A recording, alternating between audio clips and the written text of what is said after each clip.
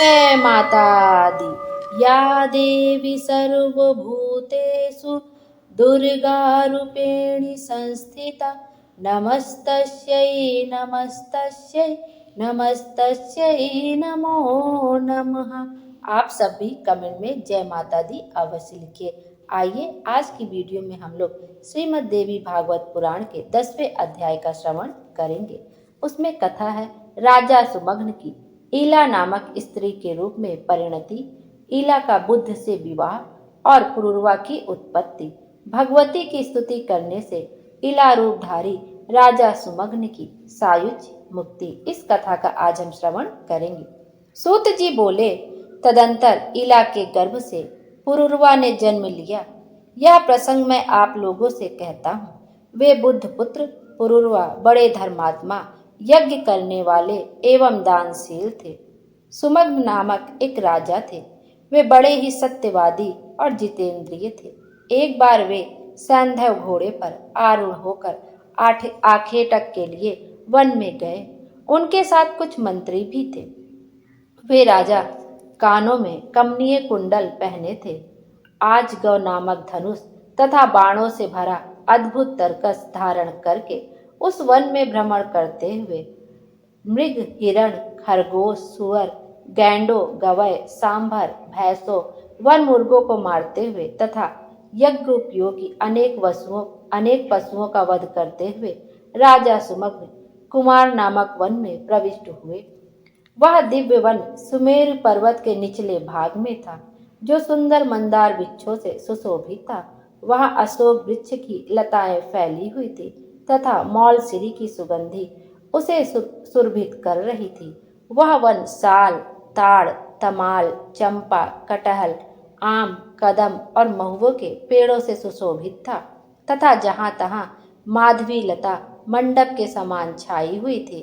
उस वन में दाडिम, नारियल तथा केले के वृक्ष शोभित हो रहे थे और वह वन जूही, मालती तथा कुंद की पुष्पित लताओं से चारों ओर से घिरा हुआ था। वहां हंस और बतख विचरण कर रहे थे। बांस एक दूसरे रगड़ खाने के कारण हवा में मधुर ध्वनि कर रहे थे तथा कहीं भ्रमरों की मधुर गुंजार वन प्रांत को गुंजित कर रही थी। इस प्रकार वह वन सब प्रकार से सुखदायक था। कोयलों की ध्वनि से मंडित तथा पुष्पों से युक्त वृक्षों को देखकर अनुचरों के साथ राजा सुमग्न अत्यंत प्रसन्न हुए। राजश्री सुमग्न ने वहां प्रवेश किया और उसी क्षण वे स्त्री के रूप में परिणित हो गए। उनका घोड़ा भी घोड़ी के रूप में हो गया। इससे वे राजा चिंता में पड़ गए। वे मन में सोचने लगे, यह क्या हो गया। चिंता से व्याकुल हुए राजा सुमग्न बार बार सोचते हुए बहुत दुखी तथा लज्जित हुए। उन्होंने सोचा, अब मैं क्या करूं और स्त्रीत्व भाव से युक्त मैं घर कैसे जाऊं। अब मैं कैसे राज्य संचालन करूंगा। मैं इस प्रकार किससे ठगा गया। ऋषिगण बोले, हे लोमहर्षण सूत जी, आपने यह बड़ी आश्चर्यजनक बात कही है। देवता के समान तेजस्वी राजा सुमग्न स्त्रीत्व को प्राप्त हो गए, इसका क्या कारण है, उसे बताइए। उस रमणीय वन में राजा ने कौन सा कार्य किया था। हे सुभद्र, आप विस्तार पूर्वक हमें बताइए। सूत जी बोले, एक समय की बात है। सनकादिक ऋषिगण अपने तेज से 10 दिशाओं को प्रकाशित करते हुए शंकर जी के दर्शन के लिए वहां गए थे। उस समय महादेव शिव पार्वती के साथ विहार कर रहे थे। इसी बीच उन सनकादिक ऋषियों को वहां देखकर पार्वती अत्यंत लज्जित हो गई। वे अति माननीय पार्वती कांपती हुई लज्जित होकर अलग खड़ी हो गई। सनकादिक मुनि भी शिव एवं पार्वती को विहार करते देखकर वहां से तत्काल लौटकर नर नारायण के आश्रम में चले गए। भगवान शिव अपनी प्रिय पत्नी को लज्जित देखकर कहने लगे, तुम इस प्रकार लज्जित क्यों हो रही हो। तुम्हारे सुख का उपाय मैं अभी करता हूँ। हे वरनानने, आज से जो कोई भी पुरुष इस वन में भूल से भी आएगा वह स्त्री हो जाएगा। उन शिव जी ने उसको ऐसा श्राप दिया है, इसे लोग जानते हैं। वे इस दोषपूर्ण वन का पूर्णतः परित्याग कर देते हैं। वे सुमग्न भी अज्ञानवश सचिवों के साथ उस वन में चले गए। जिससे वे अपने सचिव आदि सहित स्त्री हो गए, इसमें शंका का कोई कारण नहीं है। चिंताकुल होने के कारण राजा सुमग्न लज्जावश घर नहीं गए और उस वन प्रदेश से बाहर इधर उधर घूमने लगे। स्त्रीत्व प्राप्त होने पर उन महात्मा का नाम इला पड़ गया। इस प्रकार स्त्री रूप में घूमते हुए एक दिन चंद्रमा के युवा पुत्र बुद्ध से उनकी भेंट हो गई। अनेक स्त्रियों के साथ भ्रमण करती हुई उस हाव भावमयी युवती रमणी को देखकर चंद्रमा के पुत्र भगवान बुद्ध उस पर मोहित हो गए। वह रमणी भी उन चंद्रपुत्र बुद्ध को अपना पति बनाने के लिए आकुल हो उठी। इस प्रकार परस्पर अनुराग के कारण कुछ दिनों में उन दोनों का संयोग हो गया। उस चंद्रमा पुत्र बुद्ध ने इला के गर्भ से पुरुरवा नामक श्रेष्ठ चक्रवर्ती पुत्र को उत्पन्न किया। पुत्र को जन्म देकर वह इला वन में ही रहने लगी तथा चिंता उतर हो उसने अपने कुलाचार्य मुनि श्रेष्ठ वशिष्ठ जी का स्मरण किया। इला के स्मरण करते ही वशिष्ठ जी वहां आए। सुमग्न की यह दशा देखकर उन्हें बड़ी दया आई। तब उन्होंने समस्त लोक का कल्याण करने वाले महादेव शिव को प्रसन्न किया। वशिष्ठ जी पर प्रसन्न होकर भगवान शंकर ने उन्हें मनोभिलषित वर प्रदान किया। वशिष्ठ जी ने कहा, प्रिय राजा, सुमग्न के पुनः पुरुष होने के लिए प्रार्थना की। शिव जी ने अपना वचन सत्य करते हुए कहा, हे ऋषि, आज से राजा सुमग्न 1 मास पुरुष और 1 मास स्त्री बने रहेंगे।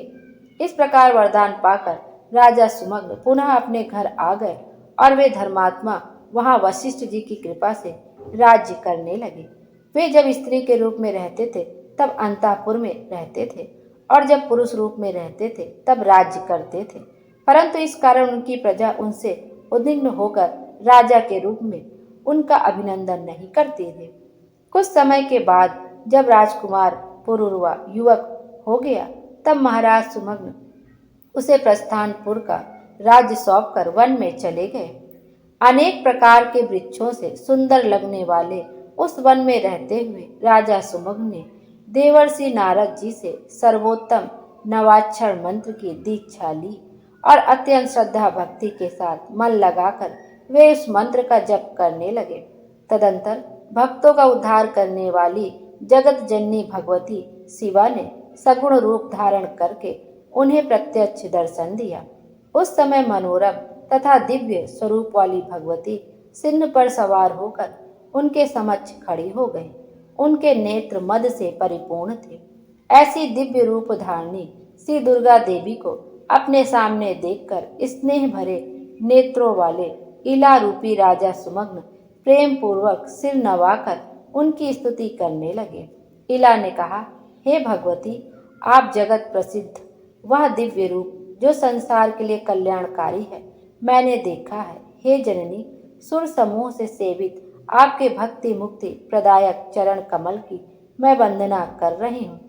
हे अम्बे, इस संसार में कौन मनुष्य आपको संपूर्ण रूप से जान सकता है, जबकि मुनि एवं देवगण भी उसे देखकर विमोहित रहते हैं। हे देवी, आपके संपूर्ण ऐश्वर्य तथा मुझ जैसी अकिंचन पर दया, यह सब देखकर मुझे आश्चर्य हो रहा है। हे माता, जब शिव, विष्णु, ब्रह्मा, इंद्र, सूर्य, कुबेर, अग्नि, वरुण, वायु, चंद्रमा और अष्टवसु भी आपके प्रभाव को नहीं जानते हैं, तब भला गुण रहित मनुष्य आपके गुणों को कैसे जान सकता है।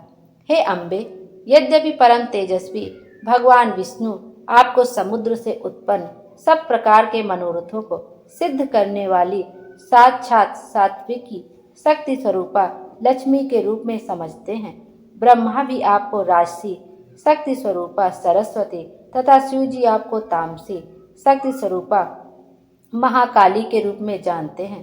तथापि हे अंबिके, वे भी आपको निर्गुण आत्मिका दिव्य शक्ति को भली भांति नहीं जानते।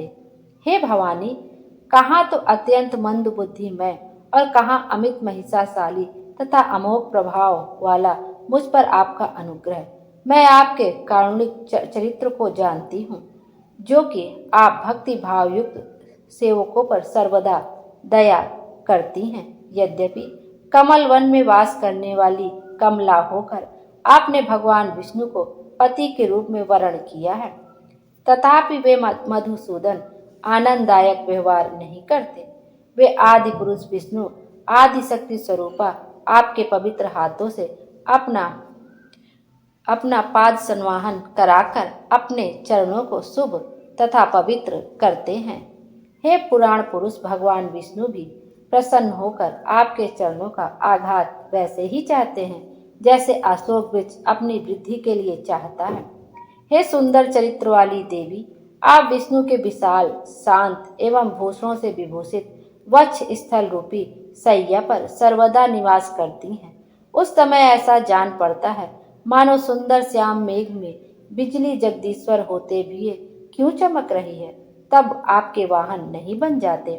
हे अम्ब, यदि क्रोधित होकर आप उनको त्याग दे तो वे भगवान विष्णु अपूजित और शक्तिहीन होकर कुछ नहीं कर पाएंगे, क्योंकि लोक में भी देखा जाता है कि श्रीहीन, गुण रहित एवं उदासीन पुरुष को उनके कुटुंबी जन भी त्याग देते हैं। क्या ब्रह्मादि देवगण भी किसी समय नहीं थे ऐसे, जो दिन रात आपके चरण कमलों का ही आश्रय रखते हैं? मैं तो मानती हूँ कि आपने ही उन्हें पुरोतत्व प्रदान किया था।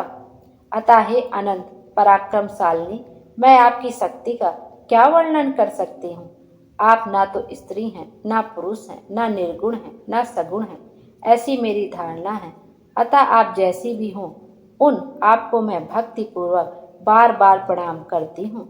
आप माता से मैं यही प्रार्थना करती हूँ कि आप में मेरी अचल भक्ति बनी रहे।